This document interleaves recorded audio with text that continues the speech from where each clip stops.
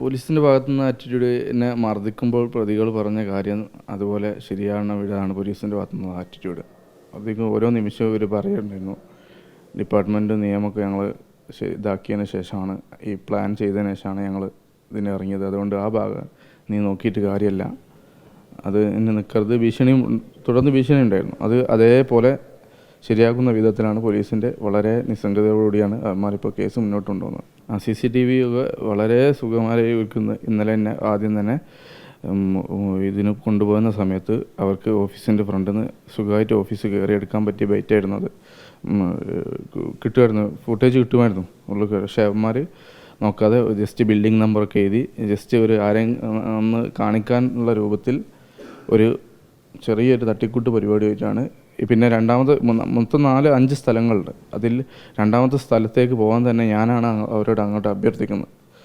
അല്ലാതെ അവന്മാർ ഇന്ന് വരാമെന്നാണ് അതിന് പറഞ്ഞത്. ഇന്നലെ തന്നെ വൈകിട്ട് ഞാൻ അങ്ങോട്ട് വിളിച്ചതിന് ശേഷമാണ് അവന്മാർ എൻ്റെ കൂടെ പോകുന്നത്. അതുവരെ ഇല്ല. ഇപ്പം പ്രതികളുടെ ഭാഗത്ത് പ്രത്യേകിച്ച് വിഷയമില്ല. പക്ഷേ പ്രതികൾ ഫോൺ സ്വിച്ച് ഓഫ് ആക്കി നാട്ടിലൂടെ വീരവാദം പറഞ്ഞ് നടക്കുന്നുണ്ട്. എല്ലാ പ്രതികളും ഫോണുകളെല്ലാം സ്വിച്ച് ഓഫാണ്. പക്ഷേ നാട്ടിലൂടെ അവന്മാർ നടക്കുന്നുണ്ട്. പോലീസിനോട് ഞാൻ അറസ്റ്റിനെ കുറിച്ച് സംസാരിച്ചപ്പോൾ ഇപ്പോൾ ഒന്നും പറ്റത്തില്ല എന്നാണ് അവന്മാർ പറഞ്ഞത്. അതിനെല്ലാം കുറച്ച് പേപ്പേഴ്സൊക്കെ ഉണ്ട്, അതെല്ലാം വെച്ചിട്ട് മാത്രമേ ചെയ്യാൻ പറ്റുള്ളൂ.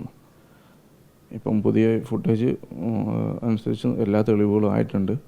ശരിക്കും പ്രതികൾക്ക് തെളിവുകൾ നശിപ്പിക്കാനുള്ളൊരു സാവകാശം കൊടുക്കുമായിരിക്കും പോലീസിൻ്റെ ഭാഗത്തുനിന്നുണ്ടാകുന്നത്.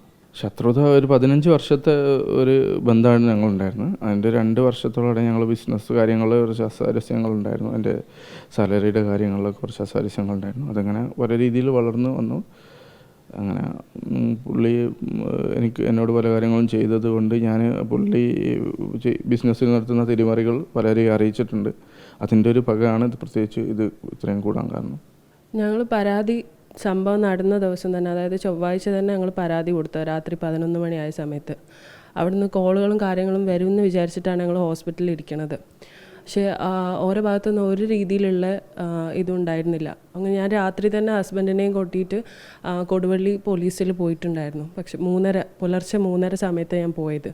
ആ സമയത്ത് അവരെൻ്റെ അടുത്ത് പറഞ്ഞത് എന്താണെന്ന് വെച്ച് കഴിഞ്ഞാൽ, പരാതിയൊക്കെ ഇവിടെ കിട്ടിയിട്ടുണ്ട്, നിങ്ങൾ പോയിക്കോളി, നിങ്ങൾ രാവിലെ വന്നാൽ മതി എന്ന് പറഞ്ഞു. അപ്പോൾ ഞങ്ങൾ പറഞ്ഞു ഞങ്ങൾക്ക് വിശ്വാസമില്ല, ഞങ്ങൾക്ക് നീതി കിട്ടില്ല എന്നൊക്കെ പറഞ്ഞ സമയത്ത് ഓരെന്ത് ചെയ്തു, ഞങ്ങളുടെ ഡീറ്റെയിൽസൊക്കെ അവിടെ വാങ്ങി വെച്ചിട്ട് അവർ പോയിക്കോളാൻ പറഞ്ഞു. ഒരു രീതിയിലുള്ള ആക്ഷനും അവരവിടെ നിന്ന് എടുത്തിട്ടുണ്ടായിരുന്നില്ല. ആ ഒരു സമയത്ത് ഞങ്ങൾ പോയിട്ട് പുലർച്ചെ 3:30 മണിക്ക് ഞാൻ എൻ്റെ ഒരു നിസ്സഹായ അവസ്ഥ കൊണ്ടാണ് ഞാൻ അവിടെ പോലീസ് സ്റ്റേഷനിൽ പോയിട്ടുണ്ടായിരുന്നത്. പക്ഷേ അവിടുന്ന് പോലും അവർക്ക് നമ്മളൊരാവശ്യം പോലെ അവർക്ക് പ്രത്യേകിച്ച് ഇൻട്രസ്റ്റ് ഒന്നും ഇല്ലാത്ത രീതിയിലായിരുന്നു നമ്മളടുത്ത് സംസാരിച്ചിട്ടുണ്ടായിരുന്നത്. പിന്നീട് സ്പീഡപ്പ് ആക്കിയത് മീഡിയകളൊക്കെ എന്നെ വിളിക്കാൻ തുടങ്ങി. മീഡിയകളൊക്കെ പിറ്റേ ദിവസം, അതായത് ബുധനാഴ്ച ഉച്ച സമയത്ത് മീഡിയകളൊക്കെ എന്നെ വിളിക്കാൻ തുടങ്ങി. ആ സമയത്താണ് പോലീസുകാർ വന്ന് എന്താ പ്രശ്നമെന്ന് അന്വേഷിച്ചത്. അതുവരെ ഒരാളെടുത്തൊന്നും ഒരു രീതിയിലുള്ള നടപടി ഉണ്ടായിരുന്നു. ഒരാൾ നമ്മളെ വിളിച്ചിട്ടില്ല, നമുക്ക് ഈ കംപ്ലയിൻറ്റ് കിട്ടിയിട്ടില്ല എന്നാണ് മീഡിയകൾ വരെ നമ്മളടുത്ത് പറഞ്ഞത്. ഇതുവരെ അവർക്കൊരു കംപ്ലയിൻറ്റ് കിട്ടിയിട്ടില്ല. പക്ഷേ അന്ന് രാത്രി തന്നെ നമ്മൾ കംപ്ലയിൻറ്റ് അവിടെ കൊടുത്തിട്ടുണ്ടായിരുന്നു, ഒരു പരാതി. ഇല്ല, റെസിപ്റ്റ് അവർ ജസ്റ്റ് ആ പരാതി അങ്ങ് വാങ്ങി വെക്കുക മാത്രമേ ചെയ്ത്, റെസിപ്റ്റ് ഒന്നും തന്നിട്ട്. റെസിപ്റ്റ് ചോദിച്ചിട്ടും പറഞ്ഞത് അത് FIR ഒക്കെ ഇട്ടിട്ടേ തരാൻ പറ്റുള്ളൂ എന്നുള്ള രീതിയിൽ അവർ പറഞ്ഞു. പരാതി നമ്മൾ കൊടുത്തിട്ട് അവർ ഇല്ലാത്ത രീതിയിലാണ് മീഡിയകളെടുത്തും നമ്മളെടുത്തും സംസാരിച്ചിട്ടുണ്ടായിരുന്നത്. അതെ, അത് പിറ്റേ ദിവസം, അതായത് ബുധനാഴ്ച അവരിവിടെ മൊഴിയെടുക്കാൻ വേണ്ടിയിട്ട് വന്നിട്ടുണ്ടായിരുന്നു. അപ്പോൾ ആ സമയത്ത് ആദ്യം തന്നെ അവർ പറഞ്ഞത്, നമുക്കിത് ഒത്തുതീർപ്പാക്കിക്കൂടെ, നിങ്ങളെ പേഴ്സണൽ ലൈഫിലോട്ട് ഇങ്ങനെ മീഡിയകളും കാര്യങ്ങളൊക്കെ വരണോ, നിങ്ങൾക്കിത് സിമ്പിളാക്കി ഒത്തുതീർപ്പാക്കിക്കൂടെ എന്നുള്ള രീതിയിലായിരുന്നു സംസാരിച്ചിട്ടുണ്ടായിരുന്നത്. അപ്പോൾ തന്നെ ഞാൻ പറഞ്ഞു, ഇതൊരു ഒത്തുതീർപ്പിനാണെന്നുണ്ടെങ്കിൽ നിങ്ങളിവിടെ മൊഴിയെടുക്കേണ്ട ആവശ്യമില്ല, ഞങ്ങളിതിവിടെ നിർത്തിപ്പോക്കോളാം. അവരുടെ ഒരു ആവശ്യമില്ലല്ലോ, അത് കോംപ്രമൈസിനാണെന്നുണ്ടെങ്കിൽ നമുക്ക് തന്നെ മിണ്ടാതെ വീട്ടിലിരുന്നാൽ മതി. അവർ എന്നെയും കുട്ടികളെയും കൊല്ലും, നിൻ്റെ ഭാര്യ എന്നും ജോലിക്ക് പോണത് വണ്ടിമേലല്ലേ, അവളെ ഞാൻ കൊല്ലും, നിൻ്റെ 2 കുട്ടികളുടെ എണ്ണം കുറയും, ആ രീതിയിലുള്ളൊരു ഭീഷണി കൂടി നമ്മുടെ അടുത്ത് ഉണ്ടായിട്ട് പോലും അവർ ഒരു രീതിയിലുള്ള ആക്ഷനും എടുത്തിട്ടുണ്ടായിരുന്നില്ല. നമ്മളടുത്ത് കോംപ്രമൈസ് ചെയ്യുമോ എന്നുള്ള രീതിയിലാണ് സംസാരിച്ചിട്ടുണ്ടായിരുന്നത്. അത് കഴിഞ്ഞ് ഭീഷണിപ്പെടുത്തി പരാതി കൊടുത്തിട്ടുണ്ട്. അതേപോലെ തലേദിവസം എൻ്റെ പേഴ്സണൽ ലാപ്ടോപ്പ് എടുത്ത് കൊണ്ടുപോയിട്ടുണ്ടായിരുന്നു. അതെല്ലാം ചേർത്തിട്ടുള്ള വിശദമായ രീതിയിലുള്ള പരാതി കൊടുത്തിട്ട് പോലും അവരുടെ ഭാഗത്തുനിന്ന് ഒരു രീതിയിലുള്ള ആക്ഷനും ഉണ്ടായിരുന്നില്ല. അപ്പോൾ അത്രയും രീതിയിൽ പരാതി കൊടുത്തിട്ടും അവരിവിടെ കോംപ്രമൈസിനാണ് വന്നത് എന്നുണ്ടെങ്കിൽ അവരെത്രത്തോളം കാശ് അവരുടെ അടുത്ത് നിന്ന് വാങ്ങിയിട്ടുണ്ടാവും നമുക്ക് നന്നായിട്ട് മനസ്സിലാവും.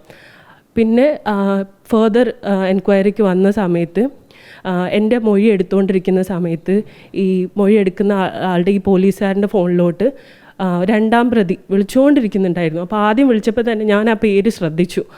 കാരണം കമ്പനിയുടെ പേരടക്കിയിട്ടാണ് അവർ എഴുതി വെച്ചിട്ടുണ്ടായിരുന്നത്, രണ്ടാം പ്രതിയും നമ്മുടെ കമ്പനിയുടെ പേര്. അപ്പോൾ എനിക്ക് പെട്ടെന്ന് അത് മനസ്സിലായി.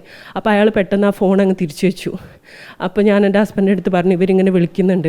എൻ്റെ ഹസ്ബൻഡ് കരഞ്ഞുകൊണ്ട് പറഞ്ഞു നിങ്ങൾ നീതി കിട്ടൂല എന്നുണ്ടെങ്കിൽ നിങ്ങൾ ഞങ്ങളുടെ അടുത്ത് ഈ ഒരു രീതിയിൽ നിൽക്കണ്ട, നിങ്ങൾ നിർത്തിക്കോ, നിങ്ങൾ പൊക്കോളി എന്നൊക്കെ പറഞ്ഞപ്പോൾ അവർ പറഞ്ഞു അത് അങ്ങനെ വിളിച്ചതല്ല. അങ്ങനെ അവർ കുറേ രീതിയിൽ നമ്മളടുത്ത് നോക്കി. പക്ഷേ പിന്നെയും 2-3 പ്രാവശ്യം ഒരാൾ തന്നെ വിളിക്കുന്ന സമയത്ത് നമുക്ക് മനസ്സിലാക്കാം പോലീസുകാരൊക്കെ അറിയുന്ന ആൾക്കാരാണ്.